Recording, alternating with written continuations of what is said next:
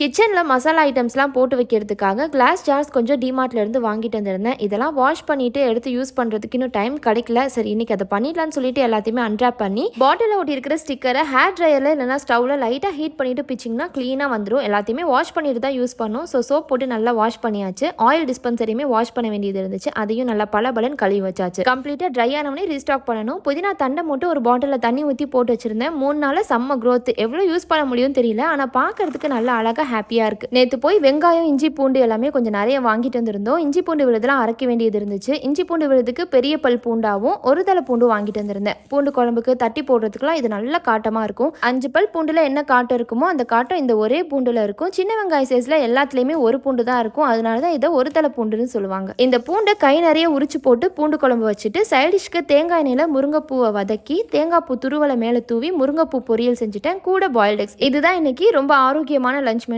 Video பிடிச்சிருந்துச்சுன்னா Shiru's ட்ரைனிங்கை like and subscribe பண்ணிக்கோங்க. பாய்.